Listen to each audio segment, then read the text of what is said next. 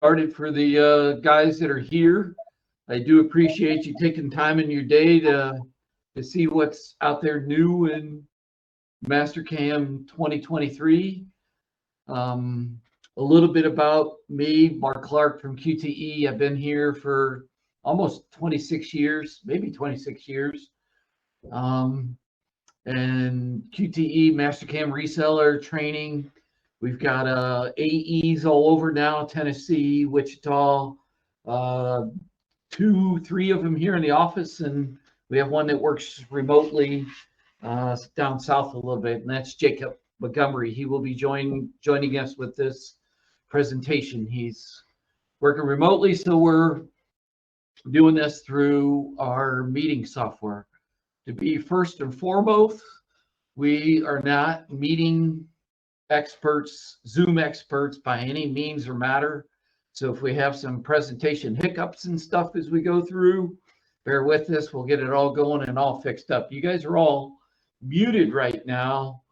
So there is a Q&A tab that you could type in questions. We got a couple of an AE on standby, or Jacob will, somebody that's not presenting will reply to you, or they'll send me the question and I'll just reply verbally over the phone and stuff that you guys are looking for. So we're going to go through 2023. We have about 5, 8, maybe it's 8 presentations. I'll do 3 or 4, and then Jacob will do 3 or 4, and some questions and answers as we go through the presentations.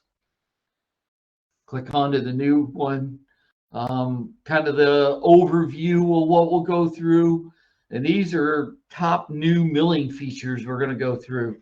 These weren't picked by QTE, but the whole PowerPoint presentation was actually made by Mastercam and some people up there, so we're just using theirs.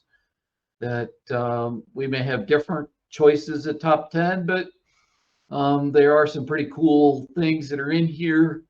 Probably the biggest one that I can think about is about the 4th one down there is job preparation and setup. It's brand new. It's completely different. Why did they change it? We'll talk about that as we go through. And that's probably the biggest one we'll talk about as we'll move on and get some stuff. So I'm going to grab the first 4 here. The OptiRough enhancements, the multi-axis unified toolpaths. And I don't know if you guys talked to me in the last 3 or 4 or 5 years or so, but I've really grown to be a multi-axis expert. Oop, I got some notes that got popped up here that I was supposed to talk about first before I jumped into everything. We will have QTE employees at IMTS this year. So anybody going, stop by the Mastercam booth and they'll be up there. So make sure you stop by and say hello. We got Justin, Jacob, and John. But you had to have a J to go, and Jason all going to IMTS. And on the other side of that, I volunteered not to go. I don't need to do that. So those guys will be at IMTS. And if things stay status quo, meaning no more pandemics, flu breakouts, economy stays pretty strong the way it is, we're going to really shoot for a live rollout next year. When we plan all this 6 months in advance, we didn't know where the pandemic or the virus was going to go, so we stayed on the safe side and did it virtually this year. And you guys don't have to travel, but sometimes you like to come see us about other things than what we're going to talk about. Sorry about getting that a little bit out of order, but we'll talk about some of the new enhancements that we have in Mastercam.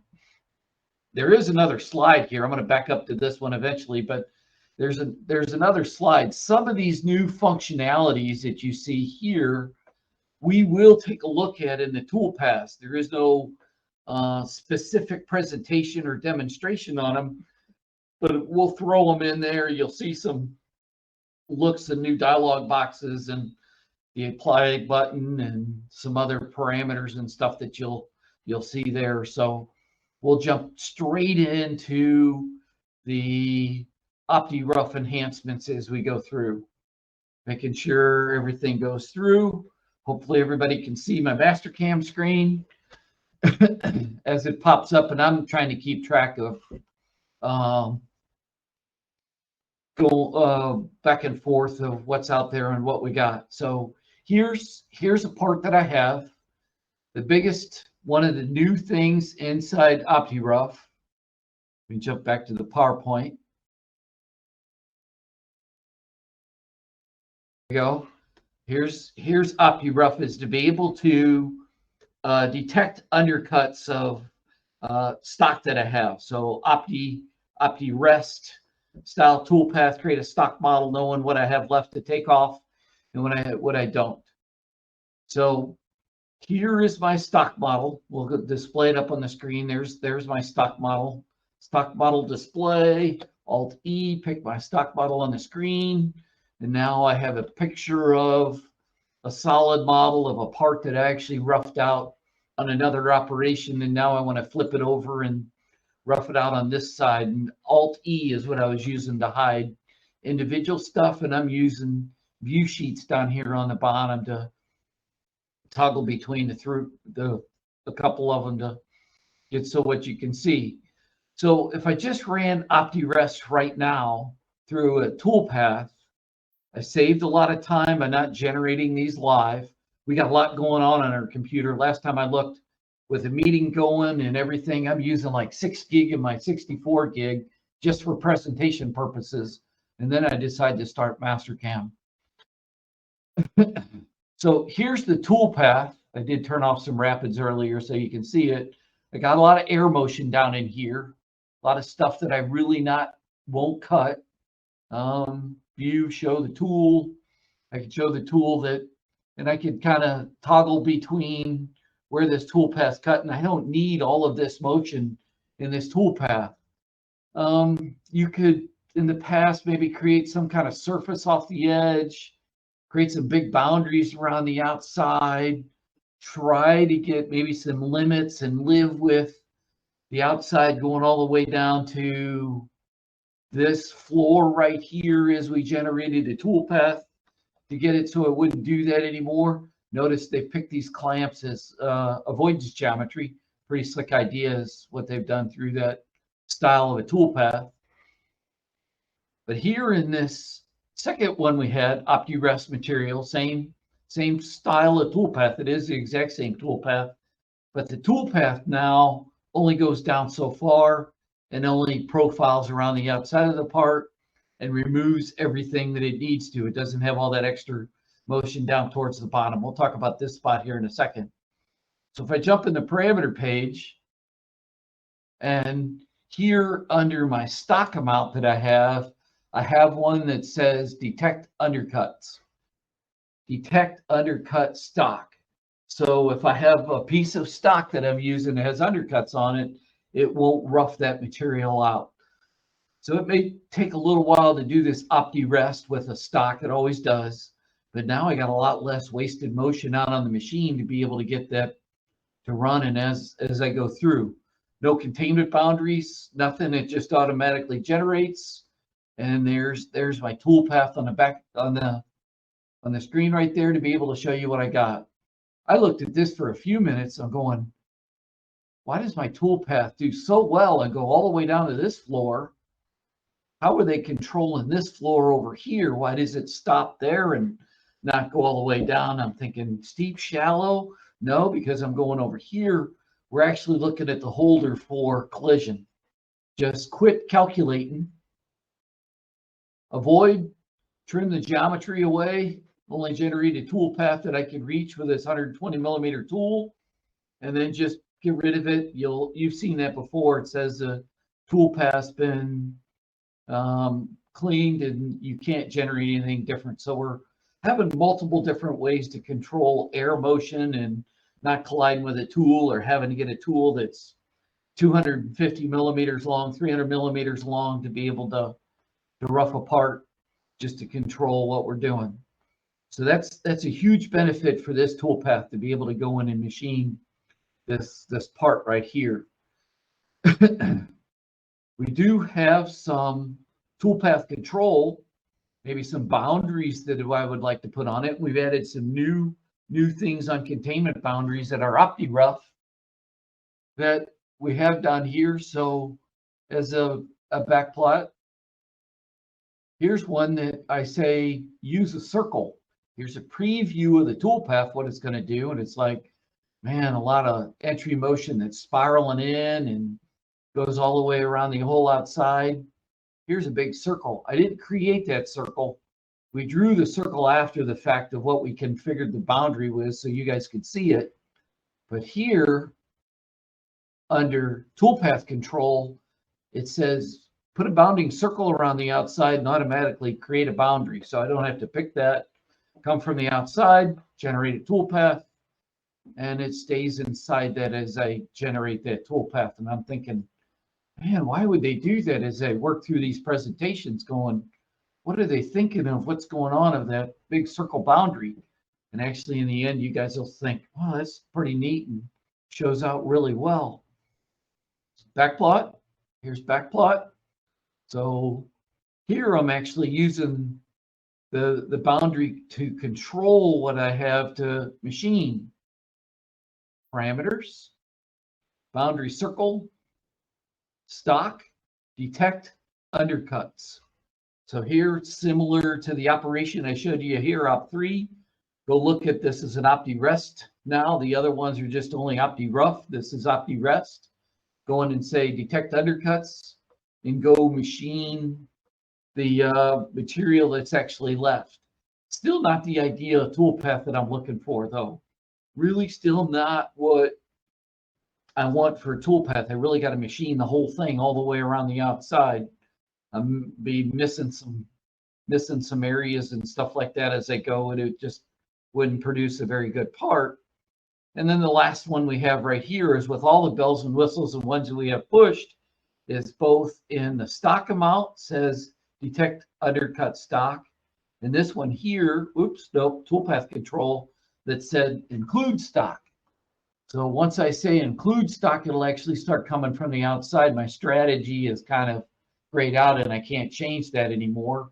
But it is a very nice toolpath for that circular boundary to go in and be able to machine what you need. Not saying this part actually needs the boundary, because I thought Op3 did a fairly good job, but it is another way to control the toolpath and see what you got going on, not having to manipulate geometry, not having to create geometry, to be able to get a toolpath to do what you want without creating anything. And just as a neat feature that I thought was pretty slick, they did go in and grab the avoidance geometry of those clamps. So you make sure that you don't hit them and stay, operators got to stay 3 millimeters away from setting them up. If they're much more than that, we'll have some problems. You can put as much stock on there as you need to. So here's some new enhancements to OptiRough, and I think it's pretty slick in what they've done inside OptiRough to be able to work that the way they have it. All customers that have Mill and Mill 3D can take advantages of OptiRough. They introduced that in 2022, I believe, that before this was exclusive to 3D and multi-axis customers.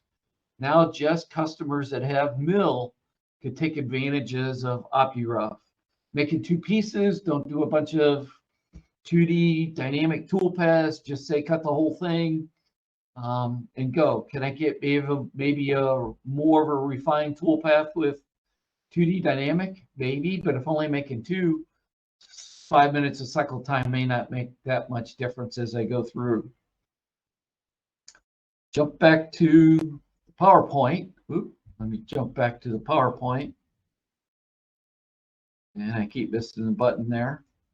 Jump back to the PowerPoint. And here's a picture of that part being machined 5-axis. Why they put that there, I'm still guessing. So this doesn't have a true presentation, just stuff to talk about. For those of you that are running 22 and 23, they introduced a new multi-axis toolpath called Unified. In 2023, they've combined morph, parallel, along a curve, and project into the Unified toolpath. So it's pretty slick. It actually works extremely well. I had great success with it with a customer doing an aerospace part last night, early this morning for something that he couldn't get done, and man, it just worked out beautiful. And you still have the old rules of morph, parallel, along a curve, and project to get what you need to get done. So it's extremely powerful.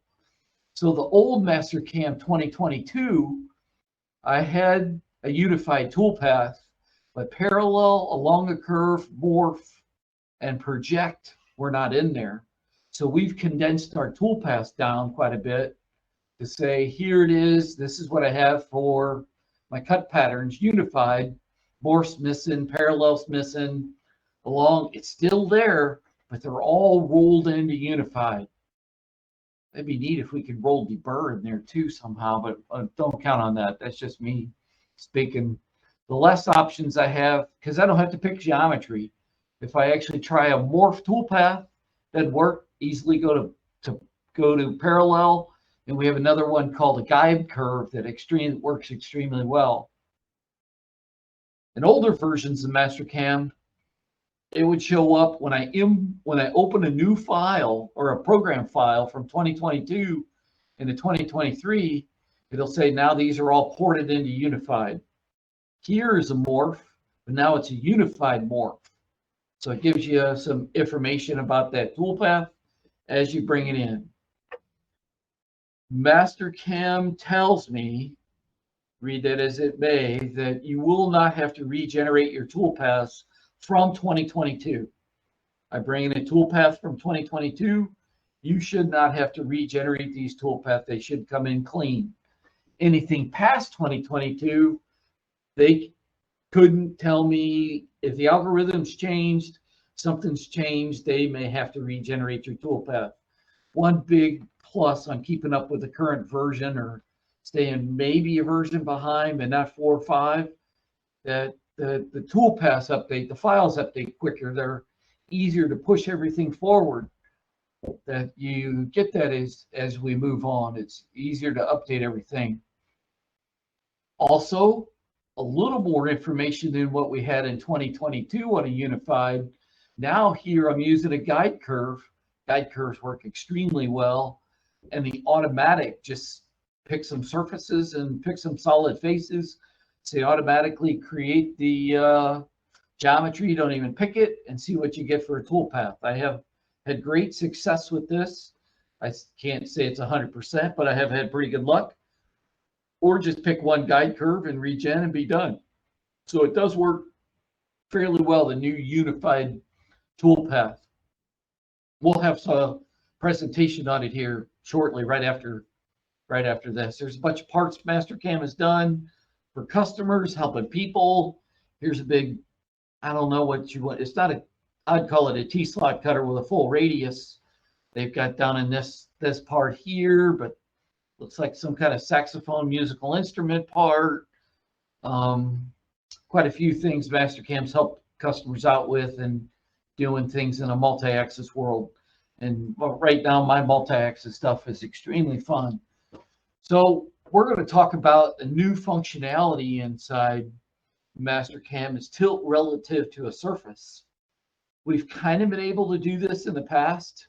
It was a little workaround. We created a toolpath using a surface or a solid, and then came back and said collision control to the part I want to cut.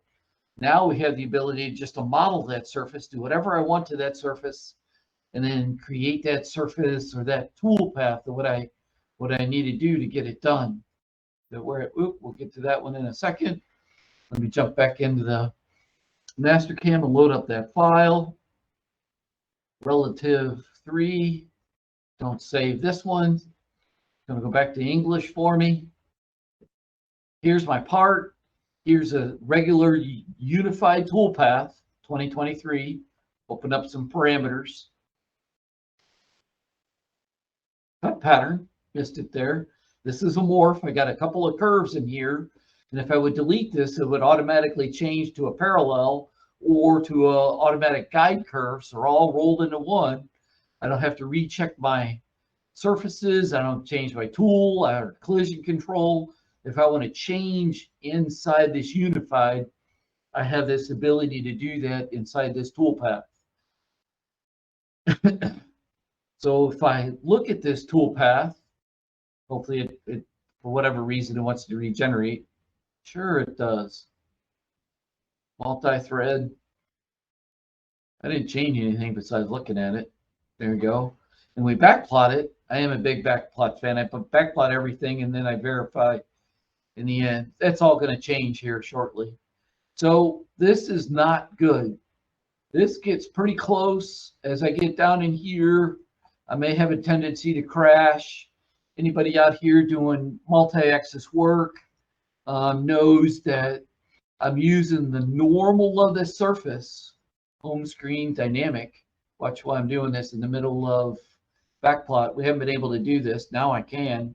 I pick a face and say, it's calling this surface normal. I think I picked an edge. It's calling this surface normal to where this is the axis of my tool. The surface itself is controlling the axis of the tool. The tool will be perpendicular to that arrow no matter where I push it. That's how this toolpath is set up right now of when I generate it. And it causes problems in here that I collide into the part. When I get around some of these corners, it does some funny things. So I really can't have that. So a past approach, we'll copy this toolpath down. Right now, things don't want to copy. My fan's cranking on my graphics card right now, trying to display all this and going. I thought I said copy. Copy, paste. There we go. So in the past, what we would have to do is we'd come in with a bunch of tilt lines. Somehow, some way, you would model these tilt lines in the part. Draw them, drag them around. 2022, we were able to grab a hold of them, kind of drag them around if you wanted to, and stick them out in space somewhere where they ever ended up to be. Hopefully I can undo that. There we go. So that was available in 2022. A little tough to drag where you want to.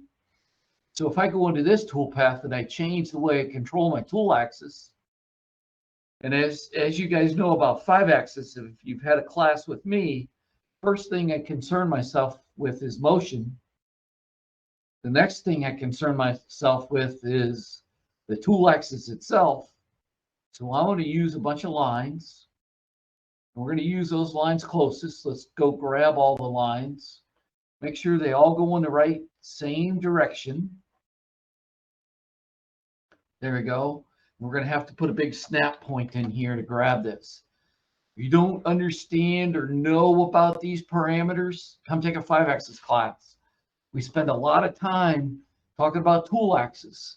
The great thing about tool axis, no matter what I do with it, it is valid now for all the other patterns that I have in here, that it's still the same exact control for 5 to 8 different styles of motion that I can create with my toolpath.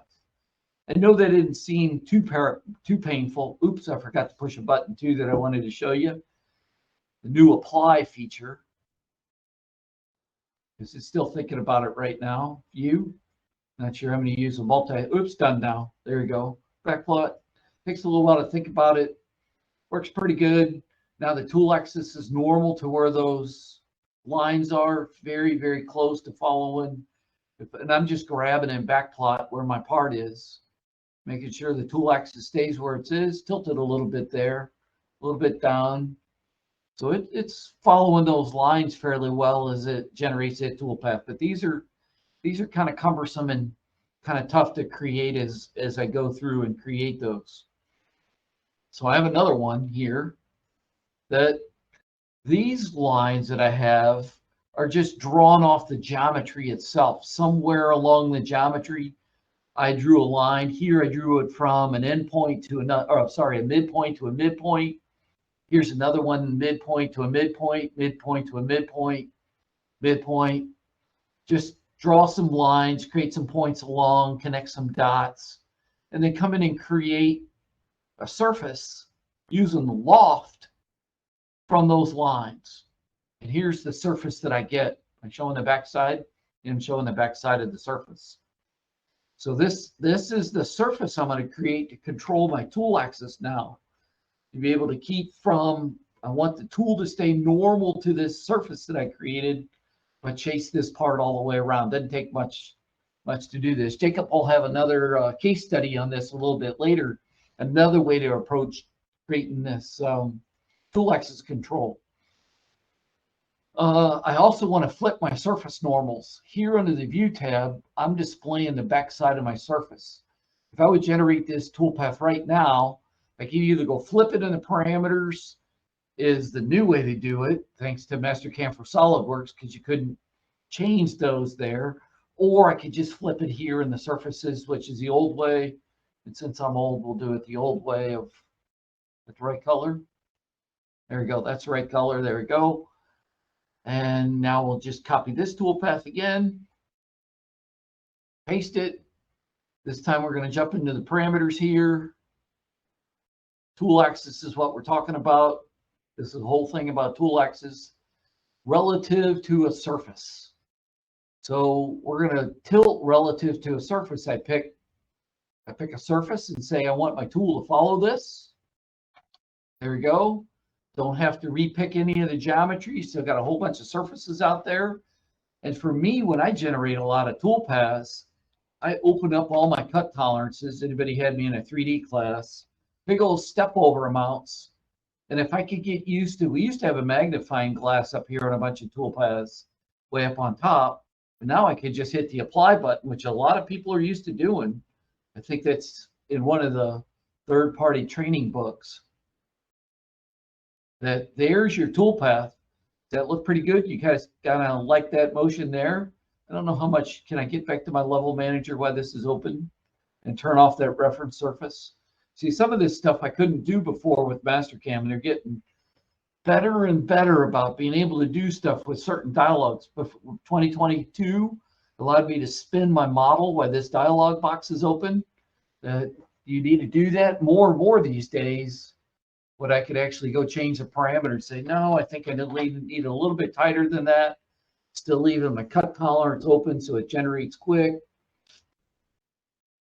If you had a little more forethought to get some other stuff done as you go, still thinking about it over here. Oops, jump back to the toolpath page. No, that popped up by the time I got to it. So one of these days we'll have to do a web meeting with 2 screens, and I don't know how we're going to do that, because I would drag this off onto my second or third screen to be able to see what's going on. And what's for last thing for me, I would just tighten up the tolerance to something I would think that the machine would benefit from, and finally get out.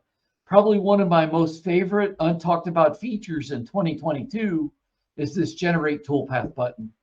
I go do tech support now on 21 or 17. I close the operation and I wait 5-10 seconds. What's going on? What's going on? Well, oh, dang, I gotta go over here and hit regen. For those of you that haven't pushed things forward, some of those new enhancements, I no longer have to come up in here and hit regen for 2022. Does it all by itself. It just goes. Thinking, why wasn't it that way forever? Just wasn't. Nobody had that great idea back then. There you go. So there's some really nice motion around the outside of the part, except it's backwards. I thought I had it going in the right direction. Do I have something flipped? I thought I got my surface flipped in the right way, but that always happens when you're doing presentations and stuff. Surface, change. Did it update? Yep. There we go. Works perfectly when I practice all the time, but get in front of a group of people and things don't just go as planned. View, multi-thread, backplot now. That's better. There we go. Much better.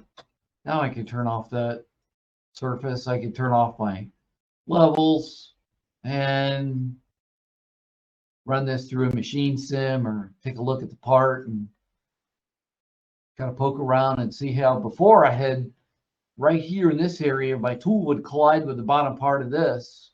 Now it's actually normal to that surface I created. So works out extremely well. Very, very good motion in Mastercam to get a nice tool path up through that geometry there. Works great. Notice we also have a holder established with that because I can do collision detection. And in my 3D class and multi-axis class, I try to convey to everybody that all tools ought to be in some kind of a holder to get a better visualization of what's going on and what you're going to see as you go through. So there is a unified tool path with a new tilt control as we go through. Unified multi-axis toolpath. Why you guys are all here. This is probably the biggest thing to take a look at to see what's going on in 2023 is what is Mastercam thinking? What have they done with my job setup and why is it this way? Where I don't know what you're doing, but why is it so many steps now to get stuff done? And I will be one to say, man, I'm not sure I really like this. Actually, I said, man, I don't really care for it. Man, this is horrible. But that's the initial release of 2023. They did have a little problem. Very, very good about jumping in and fixing stuff. A couple week, they had it updated. They're having a little bug there. You change the origin of the stock, your WCS would change. They fixed all that. The direction Mastercam's going is they would like more kinematics about the machine motion as I program a toolpath than just generate stuff. If I had a part that's 100-inch long and I want to put it on my 20 by 40 machine, Mastercam doesn't care. Throw it on there, let it rip, let it generate a toolpath. Doesn't matter. A lot of people get surprised when I'm doing multi-axis toolpath. I don't want to tilt B so far. I really can't control B. I can only control motion that may reflect B, but I just don't have that limitation in toolpaths yet of limiting the kinematics of a machine. In order to do that, I got to put all these things in place. First thing, I'd have to actually place the part on the table to make sure that I don't over travel or hit limits. Second thing, I got to put all the fixtures stack up to there, make sure it's all there. Then I got machine sim to be able to do all that. Computers are coming to the age that we will probably be able to do this. I'm old. I live on backplot. Programmers 10 years from now may only run, call it machine sim. That's all they're going to do is load the part on the table, show you where it's at. If you got tooling holes in the table, you won't have to locate. You may have to probe and get things done that you need to, but it's evolving. Things are changing pretty quick. Chain guard is yep, chain guard. There you go. Here we go. Here's my part. There's my part right there. So here's a part that's going to go out on the table. I do have some fixtures. I've got some stuff broken down in the levels. I would break down everything in the levels. Part and fixture, little fixture block. I got some stock out there too. We're using view sheets. And if there's anything here that we're showing you don't know how to do that would make a great 2 to 5 minute video, either send it in support going, what are those view sheets down in the bottom? We'll either point you to a video to do that with, throw a tech tip on our website. We're all about trying to feed you guys as much information as possible, but we don't want to make something go, yeah, we knew that, or well, we don't care about that. So let's jump through the new stock setup. Stock setup, let's start at the beginning. That here's a machine. This machine is associated with this machine and control definition. So you can configure a machine that loads with the machine and control definition. There's some caveats to that right now, that it's not all hooked up. It's not a bug. They just didn't get it that far. Then when I go to verify and simulate, this machine doesn't show yet. It's just not there yet. We'll know in a couple months if it's in there in 2024. That as a reseller, we'll see 2024 in a couple months. As Mastercam end users, you can sign up for beta. You could probably have it end of January, early February or so. You want to play and try some stuff with it to see what's going on. If I would configure this machine now, here's what we're used to seeing. I am editing the one in the file right now, not the disk copy, but it's the same procedure. Now I have simulate, and here's the machine that I actually gets loaded with this particular machine and control definition as we go through. So all these dialog boxes are, the information is the same. We're changing everything to this style. Hope everybody likes it, because that's the way we're going. And they're adjusted everything. Operational comments, program number, sequence number, a lot of those get overwritten. Tool libraries, if you want to go grab a different tool library, I'd make it associative with what I have. You want to see the housing? No, it just shows the table and stuff. Just a couple of dialog boxes there. Here we go. Let's go grab some master model. We'll pick it off the screen. There's my master model. And that's to pass along in the simulation that, hey, just display the master model when I simulate. No, those aren't plugged in yet, but that's the direction I believe they're actually going to say, yeah, I created a machining model on level 1500, but just display the master model when I verify. Again, it's a direction they're going. Those aren't plugged in yet that I know of. It's a good plan. Create some stock. It's going to look at this. We'll go through the bounding box procedure. Here's the bounding box around the outside. Where do you want 000 to be? I really still think it's kind of irrelevant unless you print it out in a setup sheet or something. Where do you want them really? What do you want? It's not all shown. It is this master model that I have. I'm not including the fixture of the stock. Create geometry if you need to. On the advanced page is some stuff that I like. Grab a hold of my stock. Right now it won't let me grab. I got a dialog box open somewhere. Grab. Or is my computer just acting funny because I got a lot of stuff going? But I should be able to grab a hold of my model and drag it bigger, but I got a lot of graphics issues and a lot of graphics horsepower that I got going on right now. Can I grab one side? No. Manual. Let's go try it again. There we go. There. Advance both directions. There we go. Call that an operator error there. How much bigger do I need it? 5 mm, 5 millimeters. Grab something on the, gotta hit enter again. Grab a little bit there. No, I don't want to grow both sides. Only grow one side now by 5 millimeters if you need to. And I made it a little extra long, but so there's your stock. What color would you like it? Make the stock. I hit something I shouldn't have. What color do you want the stock?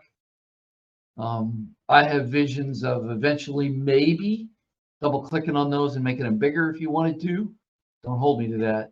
Just things that I think they're going for. If you just have wireframe on the screen, make sure you pick that button so you can put stock around the wireframe as you go through and grab that stock setup. This is very similar to what we had before in a bounding box. This comes in automatically. This should come in almost automatically besides picking the master model. And now we're into fixtures. Go grab some fixtures if I want to off a certain level. Go grab fixtures off of, here's my level. Now I've got fixtures included in my part. My stock setup, you need it. Go grab some tools. You'll be able to go grab tools from a library and preload all the tools that you need to into Mastercam before you ever get started. I can't do that. I can't think that far ahead. One toolpath at a time. Generate, probably thinking about the other toolpath while I'm doing one. Unless you're maybe got a tool library that does a family of parts or something like that as you generate toolpaths and stuff and go through things. Here is your machine sim. This is one I got picked for this machine and control depth. Go pick a machine sim as we go through, be able to generate a toolpath and see the machine sim. Like I mentioned a little bit earlier, that this is the stock setup. What we don't have plugged in yet, because we've had this ticket a couple of times in tech support, that this is not the correct machine in the simulator options. I still got to go pick the right one here. It's just not plugged in yet. They're working on that. That they got to build this in blocks, and if they would have left this out until then, they want to get this all perfected before they get everything out and bits and pieces, and kind of, we change too much stuff, nobody will ever want to update. They just, well, nobody wants to update anyway. They reluctant. Some guys are gung-ho about it, but and if you really need help doing that, call. We got 6 guys in support. We're all capable of pushing you forward to the latest and greatest version of Mastercam to get you where you need to go. So that's the new stock setup. Oops. And I lost my PowerPoint. Oop, maybe. There. Oop. Play. There you go. It happened when I hit the help screen for PowerPoint stuff. So at this time, I'm going to pass the wand off on to Jacob, and he's going to present a couple of the things that he has, and we'll make Jacob the presenter. You ready, Jacob? I guess. Yep. Yeah, let's see if I can share my screen over here. Worse than what I did. We can see. We'll find out.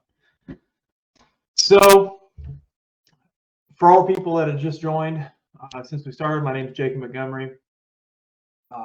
I've been with QT now for, I think, cumulative of, 5 or 6 years now. Took a little bit of vacation in the middle, went back out in industry and learned a little bit more, then brought it back with me. So, I'm going to start off with equal scallop and some of the changes that we've made. Equal scallop now identifies material left in corners with a single pass or multi-pass. So kind of the idea behind this is, oops, my screen gonna work,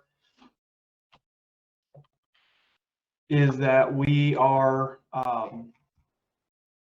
using a stock model or possibly a modeled feature to drive that toolpath, similar to what Mark was showing you.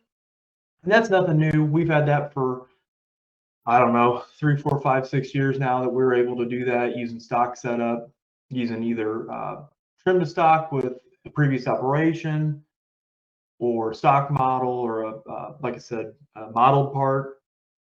In this, I'm using a roughing tool. And what this gives me is almost a pencil type effect. And this is going to finish these details, what was left over from this previous scallop. Well, the problem is that's fine, but we're leaving a bunch of material in these corners. So historically, what you'd have to do, or we'd want to do, is maybe come in with this high-speed scallop and maybe have 1, 2, or 3 of them with a large amount of stock, and step that in and return, kind of like the old contours, how you'd have multiple passes running around. You'd get the job done at the end of the day, but it's not quite as efficient, or maybe you have to add multiple types of tool paths to do that. So what we've done in 2023 is, under your stock setup, tool path 100% identical as the previous one. We're still using the same machine entities. We're still using the same containments if we need it. But what we're going to do is we're going to, at least in this one, we're going to reference a roughing tool, what our corner radius is of the part, what our diameter is. And we've got this option now for a step in, step down, step over. This is a 3D toolpath, so it's kind of a combination of all of those in a 3D space. And we're going to give it a step over or step down or step in distance. Now remember, we're in metric, so we've got 0.5 millimeter in here, or 20 thousandths roughly. So when we set that, and I've already got it set up here so we don't sit here and watch my computer struggle to do all of this. What we're going to get is like an intermediate roughing or an intermediate finish pass to dress the floors where there's a bunch of leftover material. and address these corners where there's a bunch of leftover material. Now, the one thing you'll notice is it's only cutting one side versus the other. That's because the material left here doesn't fall within that 0.5 millimeter. If I wanted to go in, maybe make that smaller, then we could go in and address these corners. So that's one change that we did make to scallop. Pretty straightforward, just a little enhancement, but it's just stuff that makes toolpaths a little bit more usable, a little bit more friendly, so you don't have to go and search and find and look for other toolpaths to do what you want. The second thing that I've got is 2D slot mill enhancements. It's not been probably one of our most used toolpaths because it was always so limited. Now in 2023, we have the ability, if I go back in here, historically, slot mill, we're going to change it back to freedom units. Slot mill was confined, I guess would be the word, to parallel pieces of geometry, parallel type slots. Someplace where you might take a tool and previously plunge through. We would use that to almost do like a ramp effect or like a ramp pocket. Is really similar to what it was. Or similar to a peel mill. A closed peel mill is probably the reference I would use. But now we have the ability, I wouldn't say to replace a pocket or replace even an area or a dynamic toolpath, but it's just a little bit more flexible. So if you've already got a toolpath created in a part, like in this oil filter housing, and we want to take that and bring it down to what might not exactly be a slot, kind of, sort of. You know, sometimes the shapes don't always fall into what you think they would be. And instead of having to go into, like I said, an area or a pocket or a dynamic and mess with all those parameters and create a whole new toolpath, we can copy this existing toolpath down. I'm going to go into my geometry, rechain it. This is all stuff that's been around Mastercam for a long time, nothing new here.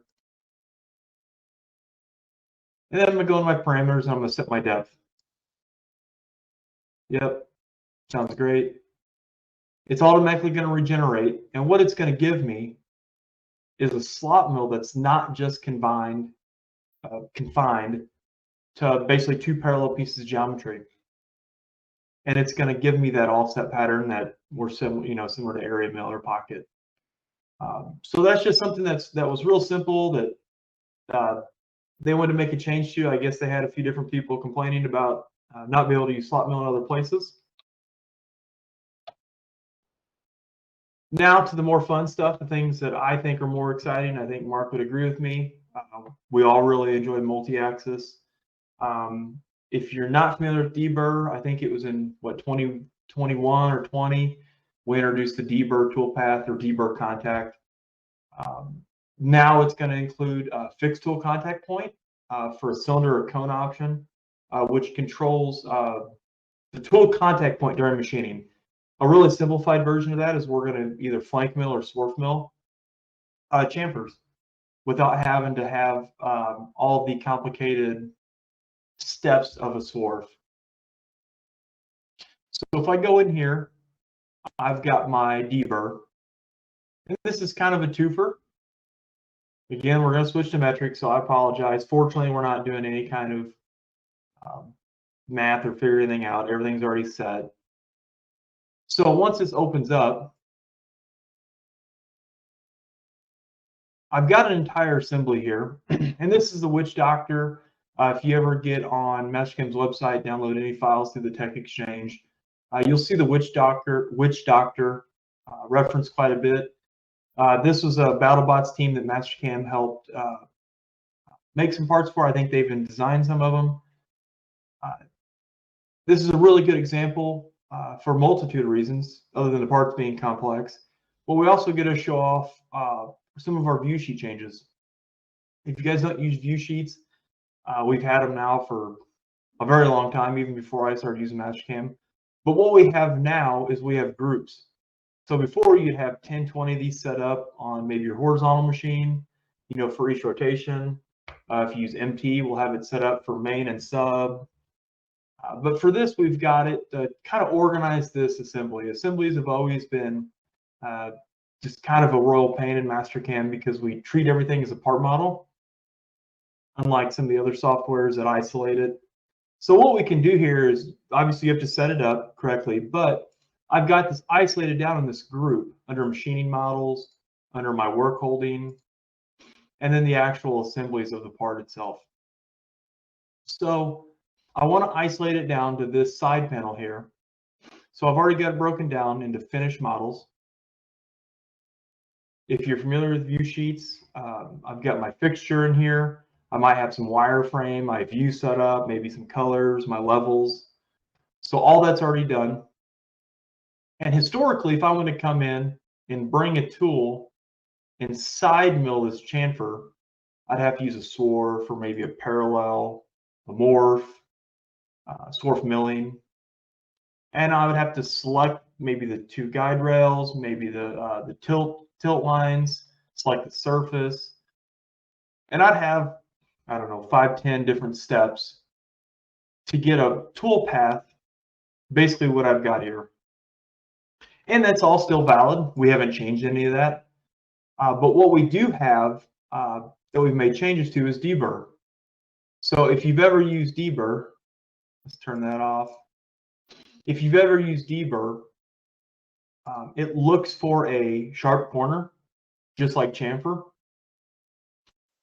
If you don't have a sharp corner, you can either model this. You can use maybe the model prep modify feature to remove it. Maybe your model doesn't have a chamfer on it whatsoever. Maybe it's a note on your part, or on your part print, I'm sorry. And in 2021, 22, and the previous versions, we would have something similar to this when we would select it. We'd be taking the radius of the tool, and we would be either tilting at 5-axis, but we would be doing the same motion for the same tool path to be able to cut this chamfer. Well, now in 2023, we have the ability to lay that tool over and chamfer or flank mill it. So everything on our cut pattern is all going to stay the same. None of this has changed. But our tool axis is what has changed. Now, if we do the simultaneous, we're going to get the same tool path just at that angle of that chamfer. But now we have the option for a tool contact and a fixed tool contact point on a cone or a cylinder. And what this is going to do is going to default to 50%. As long as our tool is set up correctly, this is going to allow us, nope, I missed a step. We can't do multi-passes. So we have to change our number of cuts. I apologize. And then we can turn our tool contact, or else it'll give us an alarm. It's going to take a second to regenerate. And I haven't selected any other piece of geometry. I haven't selected any tilt lines, no guide rails, anything like that.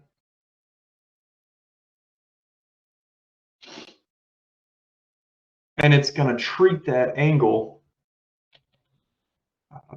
as a swarf mill. With this, we can also handle chamfer tools. So it's still going to be a 3-axis motion, but we can use a chamfer tool. And you think, okay, wow, that's pretty neat. You know, you can use a chamfer tool. What's new? Mastercam's had that for a long time. Being that this is a 3-axis motion, obviously that's not new at all. It might be new in this toolpath, but we have the option to do it simultaneously. So if this was a simultaneous 5-axis cut around a globe, around some kind of 5-axis feature, we'd be able to use that chamfer tool. And we still have that tool contact down here, so we can drive that angle of that tool up and down.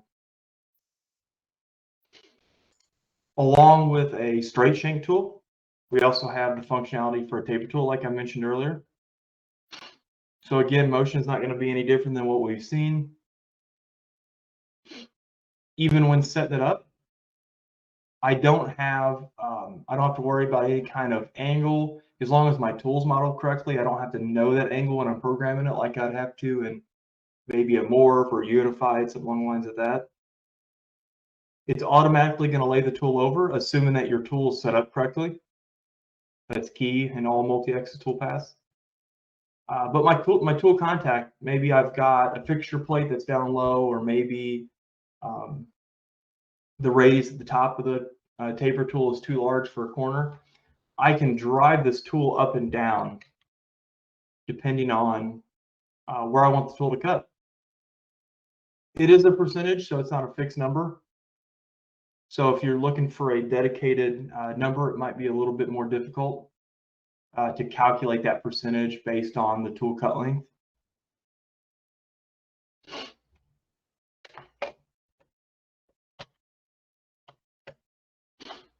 But that's some of the changes we've made in deburr tool contact.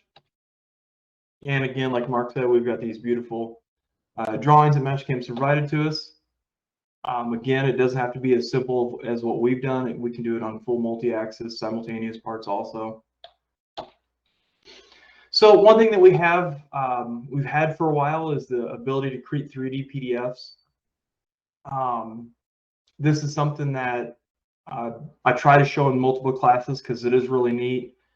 We can export 3D PDFs out to iPhones, out to iMacs, really anything outside of a Windows PC or a Windows PC for that matter.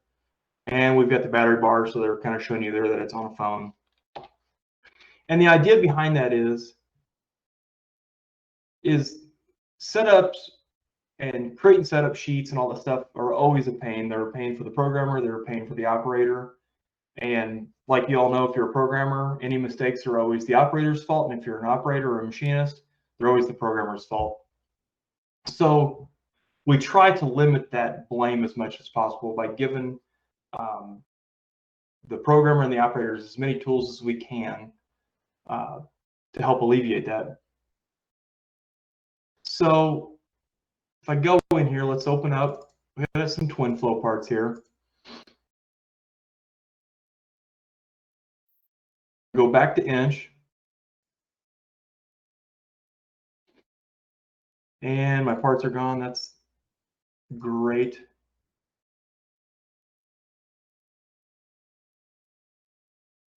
I don't know where my part went. Well, great. We're going to pretend like there's a turbo impeller on here. So I've got a fixture here, and Mastercam uses this quite a bit, so you might see it out there.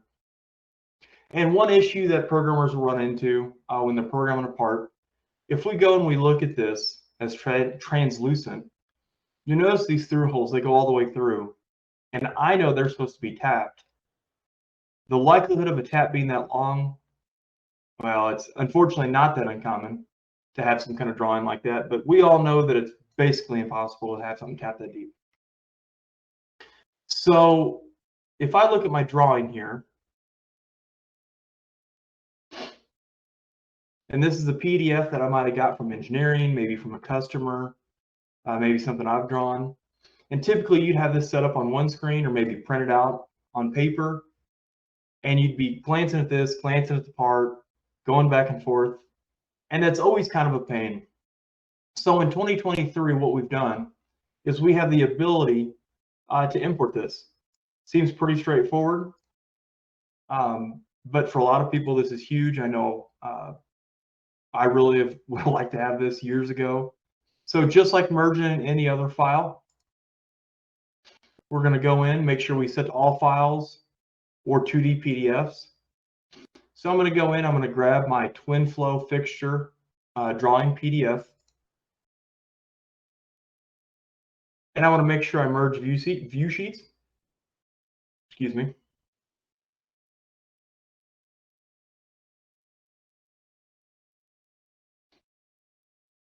And it didn't merge my view sheet. There it is. So, and now I've got my, did I unselect? I might have unselected my view sheets. But I've got my PDF drawing brought in as an actual drawing. So it's not always going to be perfect. You might have some splines, but we've got lines, we've got arcs, we've got notes for our drawings. We've got all of our tap information here. So we notice that it's only supposed to be tapped 3/4 of an inch, not the whole 3.26 inches like we thought before. So what about 3D PDFs? Like I said, this is something that we've had for a few years now. It's been really awesome, assuming that you can open PDFs on whatever product you're using. So I'm going to pretend like I've modeled this up and I didn't get it from Mastercam, but we've got our holders, we've got our tools modeled either from tool manufacturer that you like. These were brought in from the tool manager itself, and I put some dimensions on this. And basically I've modeled up what I want my operator to see, maybe for tool tilt, maybe for drill depth. And what I can do with my notes on here, with maybe some dimensions, I can output this as a 3D PDF. And if you've never seen a 3D PDF, I believe it was developed by Adobe. Boeing uses it quite a bit, but I can save some. And I can do this with any piece of wireframe. I can do it with any kind of solid. It doesn't necessarily have to be a 3D feature like this. So I'm going to select what I want to save as, and I'm just going to save it in that same folder. And I'm not going to save it as a 3D file. I'm going to go down to file type, and I'm going to save it as a 3D PDF. I'm going to go to options. I want to open it after saving it. So when I save this, if you've got Adobe, it should open up automatically, or whatever you use to view PDFs. And it's going to give me a 3D model that I can move and I can rotate and I can look at, maybe zoom into features to see what chamfers are there, maybe see what kind of detail. And this is a really lightweight file. Like I said, you can open this on phones, Macintoshes. It also brings in my Mastercam planes. So assuming that I have them named correctly, it's really nice because it's got all these listed. So just two features. Like I said, 3D's been there for a while, but we've added 2D to help just bring some of the heartache and the pain always associated with setup sheets and kind of bring that in and make it a little bit easier for everyone involved.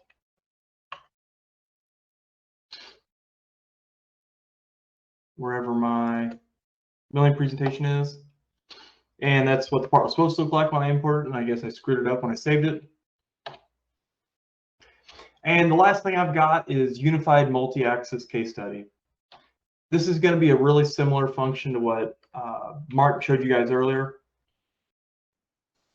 We're going to do the same feature, but this is going to be with something that's typically been voodoo in the last few years, and even still yet, some people really kind of cringe at using meshes. Meshes, they're real popular in 3D printers. They can be exported from scanners. They're a really lightweight file that carries virtually no data. They're usually kind of on the crappy side on the way that they're exported. So you have to clean them up quite a bit, and it's always a really big pain. So I've got a toolpath here. It's just a unified, and I've got a guide rail down at the bottom of Abe's chin, just to kind of give the toolpath some structure. And we're not necessarily talking about the toolpath, but let's look at my backplot.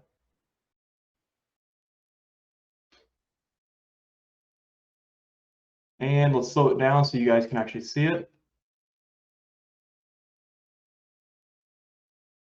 And you'll notice how much movement of tilting that tool has. The toolpath itself looks fine.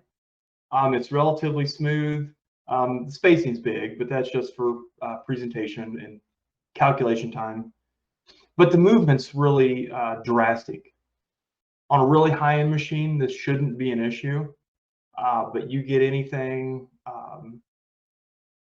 less than, kind of your typical 5X machines that a lot of people are buying now, this is going to run slower.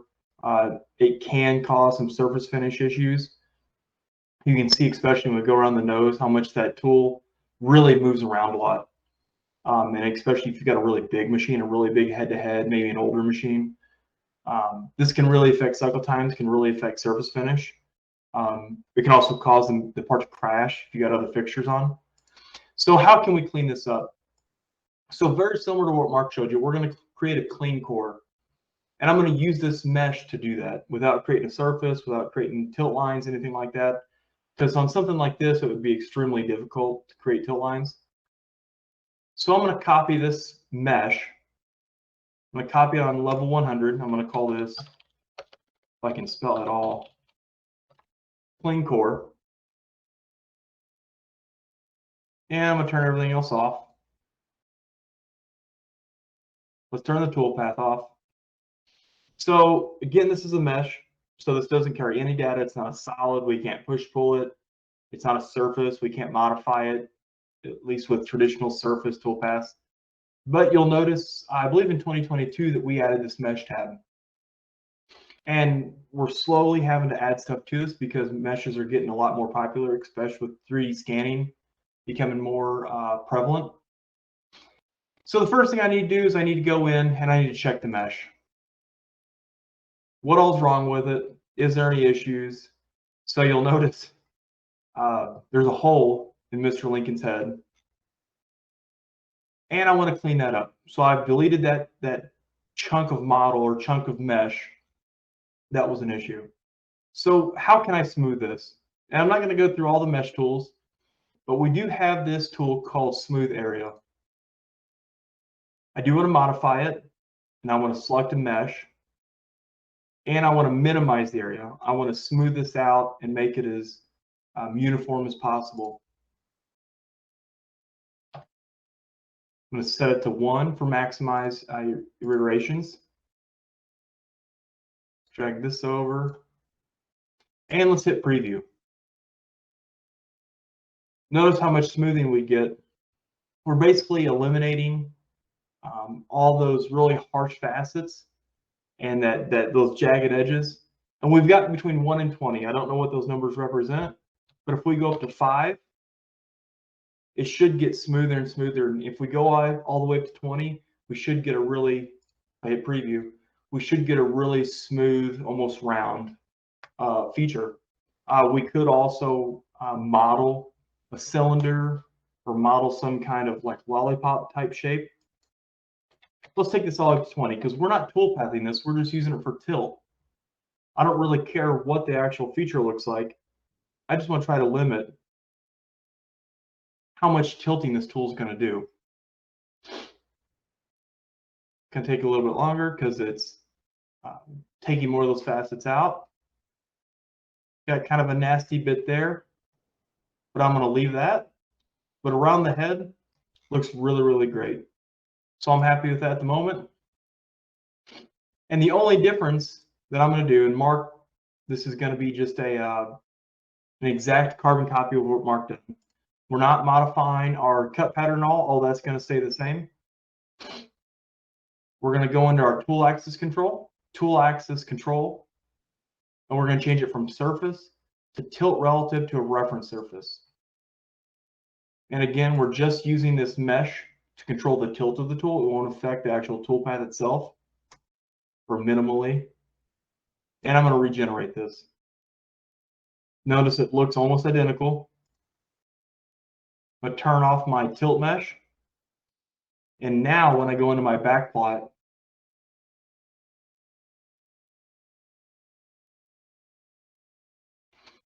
I get a nice, smooth, uniform rotation around the head. I'm not getting those violent, herky moves back and forth. And that's just another tool we've added to help make better motion on a 5X machine. We've been able to do this for years now, except it was about a 20-step process instead of maybe a 1 or 2-step process. But just making Unified that much better of a toolpath than it already is. So that being said, that's all I've got for my portion of the rollout. You guys have any questions? We've got a few answers, hopefully. You like what you've seen so far?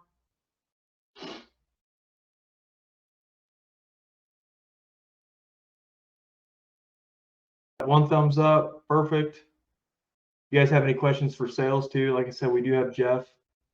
I think Jim's still on here. I don't know if I see him on here.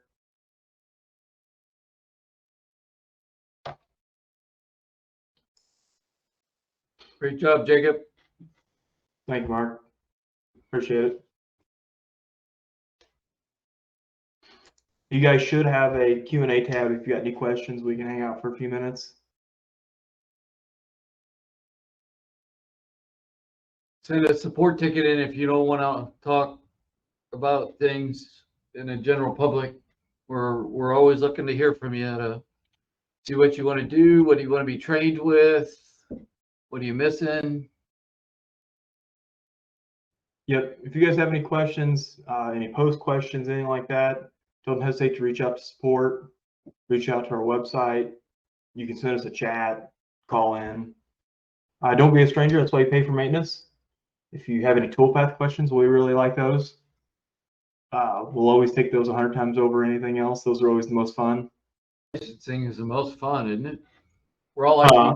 Licensing. We're all IT guys. I love licensing. I know I speak for Kyle and all those other guys that, man, we almost fist fight over licensing. It's the best. Just by who has to take it. Yeah. So that's all I've got. Mark, do you have any closing statements? If no one has any questions. Really appreciate all your guys' time. Yep. These are just some highlights and stuff. Don't forget to go to what's new with Mastercam.com 2023, and there'll be a ton of stuff there that we didn't touch on, that we tried to hit, kind of like some top stuff.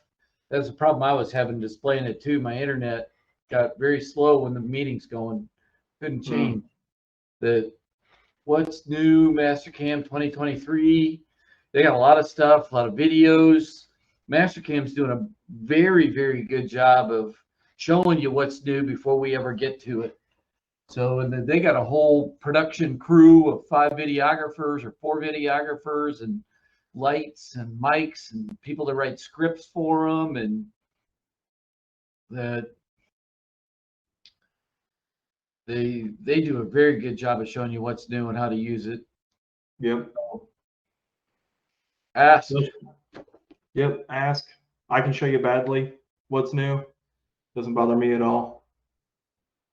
I'm sure I don't want to speak for Mark or everyone else, but I would assume that's the same case for everybody. So yeah, correct. Don't be a stranger. We all have our favorites. What's new?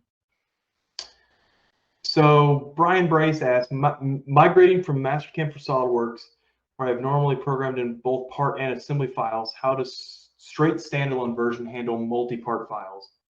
So Brian, it's going to be really similar to the part that The Witch Doctor. The Witch Doctor. I'll open that back up.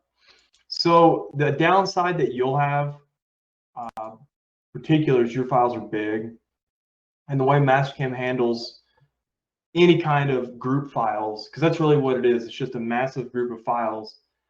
It treats it all as individual files just put together. So these are not that STL or that kind of shadow file that SolidWorks or some of the others treat it as. So the file is going to be heavy. But what you can do is break it up via levels here. So for example, we've got the contour rail here, and if I turn everything off, I've basically isolated that part. I've still got all of my parts in here, and then I've got my view sheets that I can set up, and we can work with you kind of offline on how to use view sheets. But view sheets, all they do are they're filters, basically, is the easiest way. Is that how you'd explain it, Mark? Somewhat like a configuration in SolidWorks. Yeah. Yep. Exactly. But that will be the one downside, is that you get all of your fixtures and stuff in. It's going to be the model's going to be heavy. The Mastercam file is going to be heavy, and we're getting better with it as time goes on. We can handle bigger and bigger files. It seems like every year they're making changes to Mastercam. And if you do, Brian, put all your parts together as an assembly in SolidWorks, and you have SolidWorks on that computer, we will be able to open that assembly in Mastercam with all the mates and everything. So they all coming together, and you don't have to do that in Mastercam because you're most likely more proficient doing all that assembly work inside SolidWorks, and it'll should strip everything or should move everything to a new level automatically.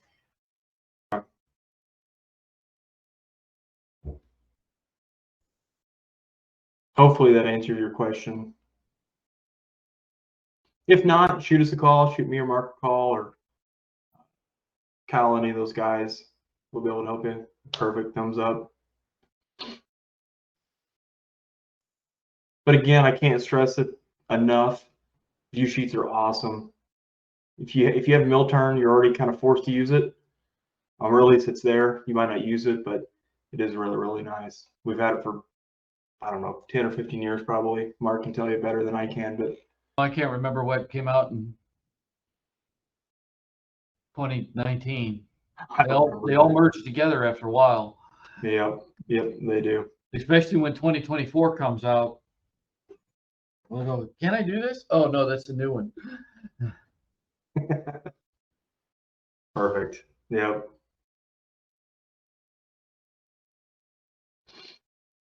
Well, closing thoughts, Jeff, Jim. I guess I can unmute Jeff. Be prepared. Do you have any comments, questions, Jeff? While I've got you on here, anything you want to announce to everybody? I think Peter's still thinking about it. He might have his microphone set up either. The whole thing's kind of sluggish now. Yeah. There he goes. All right, Jeff, you should be live if you got anything you want to comment on. He's not there. No. He left an hour and 20 minutes ago. I'll go ahead and disable him in case he comes in here and starts talking. So that's all I've got, unless anyone has any other questions. Like I said, reach out. Perfect. Bunch of thumbs up. Appreciate you guys showing up. Let us know what else we can do for you. Yep.